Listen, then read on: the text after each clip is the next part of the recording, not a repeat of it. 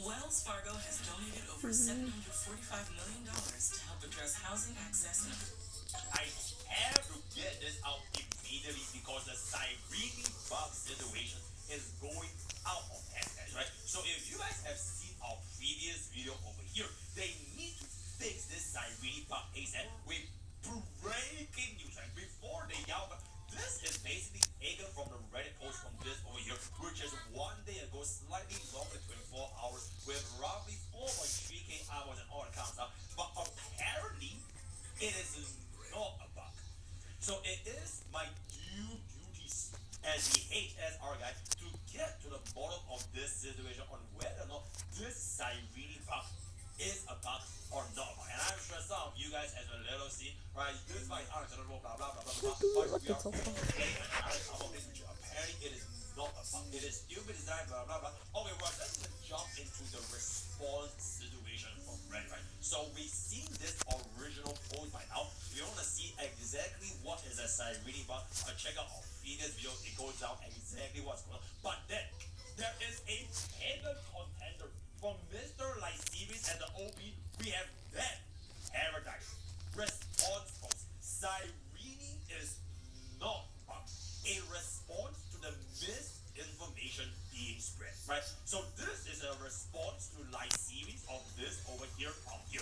I will try to make this as fast as possible because it's midnight, so I guess this post was roughly slightly under 16 hours from now. I apologize for any inaccuracy, blah blah blah. There's one exception to what I will say, which is Sunday. He has a mechanic. Okay, nobody cares about this. Let's first start. Okay, let me zoom in a bit. The difference between Nemo's rights. So Netherwing and Ecop, they are all of you, and you can in fact target them, right? This is a fact. Now, right? This is a fact. Ecop can be targeted by enemies. This is a fact. But Netherwing, you have to choose to target with a skill, but enemies cannot physically target them. This is also a fact. Netherwing has confirmed Horus can't be targeted, but he can still lose HP if your team loses too much HP. Right? I think we also know this. So let's what makes Cyrene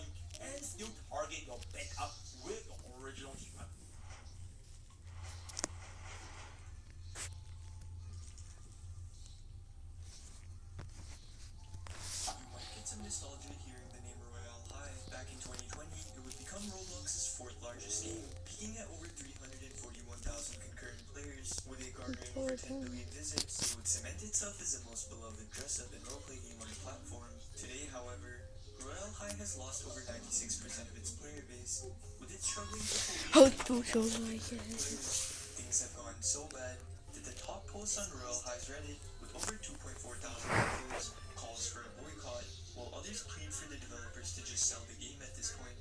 So where did everything go so wrong? To find out, we have to first understand.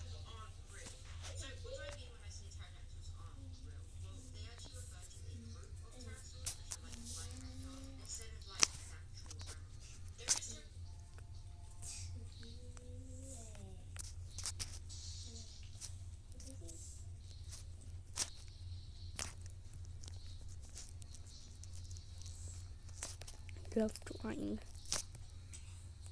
I love found footage, but good found footage films are so hard to come by, and that seems to be because they're always fighting an uphill battle. On top of making a normal movie where your audience this day and age is always checking for plot holes and inconsistencies, found footage films have the additional problem of the audience constantly asking the question, why?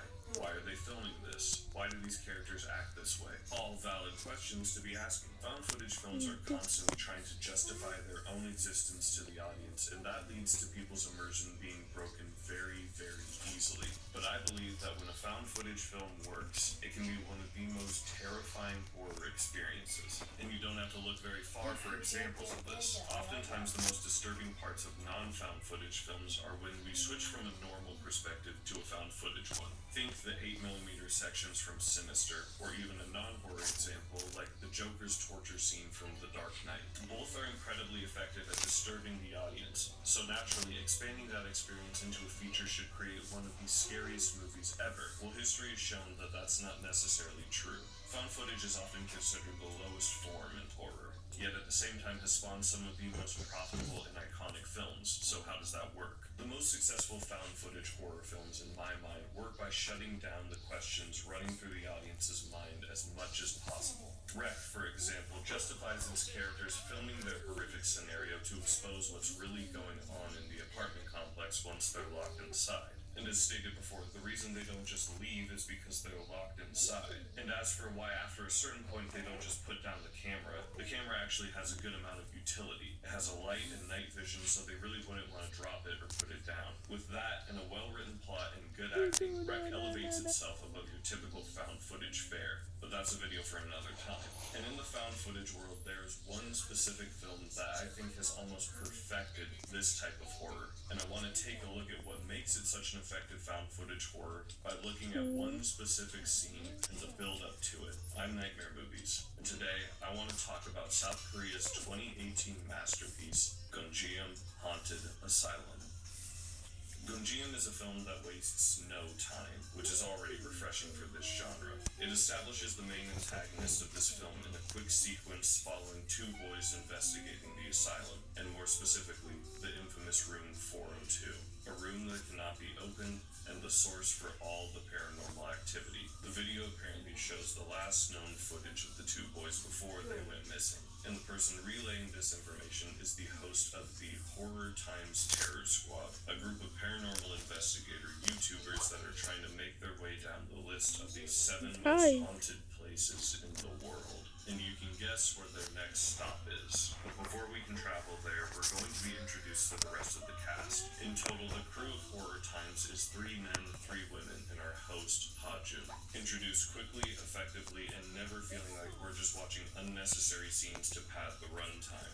Like I said, Gunjeom is an efficient movie. By the time we hit the 14-minute mark, the group has already been introduced and have set up base camp outside of the asylum. The plan is that Ha-Jun is going to stay in the tent and live stream the investigation of the asylum. This is also where we get an extremely creative and important choice for this film. Instead of the usual single camcorder perspective, each of the characters has 2 GoPros attached to them, one facing their face and one facing the direction they're looking at. And these cameras simply aren't strapped onto the characters with Velcro. They're screwed on tight with wrenches to ensure that they don't fall off or get taken off when they get scared. Some of the group do carry camcorders, and they've also set up cameras in different rooms of the asylum, giving us a ton of different perspectives on the situation. With this elaborate setup, the group makes their way into the asylum, and this is where the tension starts to build. Quentin Tarantino describes suspense as a rubber band, something you want to stretch as far as possible. At minute 25, the group enters the asylum and begins their investigation, but the scene I want to discuss with all of you doesn't truly start until over an hour into the film, and part of what makes it so effective is these 35 minutes in between. You see, for those 35 minutes, we aren't just meandering around the asylum with nothing going on. And if you've watched any other found footage film, you know exactly what I mean. The film bombards us with information about the asylum, and it also gives us a number of different paranormal experiences and setups that are going to be paid off later. For example, doors close on their own.